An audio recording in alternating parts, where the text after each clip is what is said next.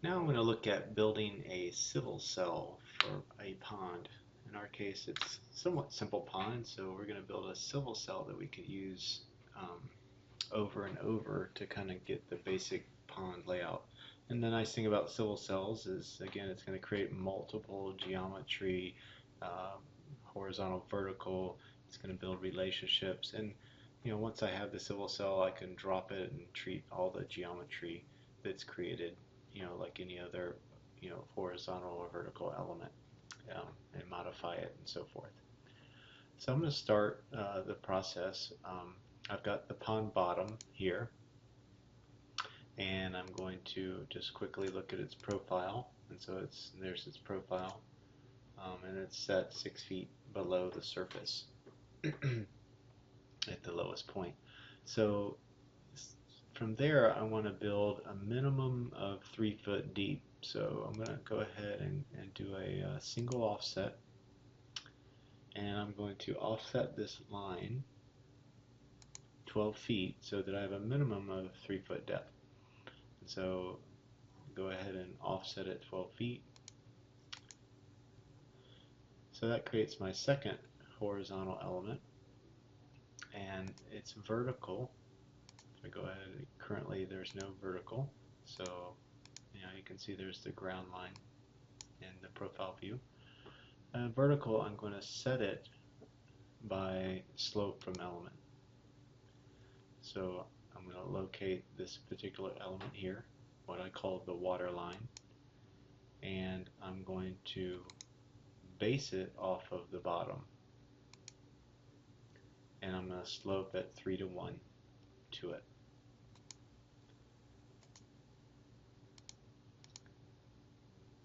So now I've established its elevation for that element, and I'm going to set it to be, and it's set to active, so I'm going to make sure that it was active. So if I look at it, it has a active profile. Next, I want to maybe get a little more complex with my civil cell, so I'm going to create and add a linear template. So I have a linear template called Palm Berm. It's going to start at the reference point, which will be that line I just created at a 3 to 1 slope. It's going to go up a foot, out 13 feet, and then slope to existing ground, either in cut or fill. So I'm going to put that template on this outside element. Again, the pond berm is the template. I'm going to begin at the beginning of the element. I'm going to stop it at the end of the element. And I'm going to set it to the outside. And I'm also setting the design stage to linear features. So basically all I'm going to see in 3D is my linear features in 3D. I give it a little description, and then I place it. So I can see now that there's the pond and its slope to ground. Next, I want to create a terrain model from it. So I'm going to work in this 3D view. I'm going to create or put all these elements into the terrain model. So I'm going to select my create from elements. I'm going to start locating my elements that I want to add to the terrain. So I'm adding the berm, the water line, and then the pond bottom there. And then, not to forget my slope, fill slope. So I've got those elements that I want to add into this terrain model. So I reset, then I'm done. I'm going to add them in as break lines and set the side length to 100. and there's my pond terrain. So if I look in Project Explorer, I've got my stormwater management pond terrain, and I've got my linear template, site pond water line, and that's assigned to the site pond water line. So there's the constructs of my civil cell. So now I want to take all this and put it in a civil cell. So I open up the civil cells task, and I'm going to create a civil cell. I give the civil cell a name, a reference name if I want, optional.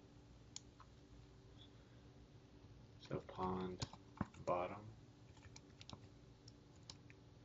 up. Now that's my name. Now I'm going to locate the reference element. And that was the original element that I started with, in this case the bottom. And it highlights everything that was constructed from that. So I should get everything to highlight in this case. So I got the template, geometry, the terrain model, all that seems to have highlighted. I reset to complete.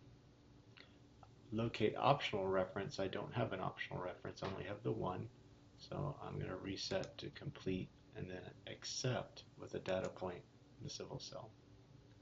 If I look over here in my Project Explorer, there's my civil cell.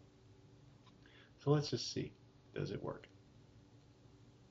So here I have another element, and if I look at its profile, it has a profile, and I just want to place a civil cell on it. So grab the Place Civil Cell tool, locate the civil cell that I want to use. Now I've attached several DG-and-libs with civil cells, but in this case I'm going to use the one I just created. Looks similar to that.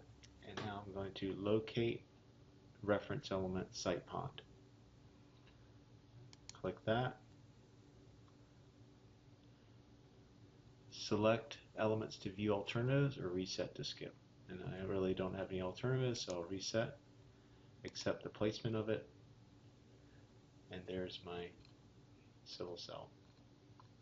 Now, did I get all the parts that I thought? It looks, it looks like it. If I turn my constructions off, looks like it created most everything. If I look at the civil cell itself, the dependent elements was the linear template, the complex element, and then the terrain model. So it looks like everything was indeed created, and instead of having to duplicate 5 steps, just placing the civil cell with 1 step.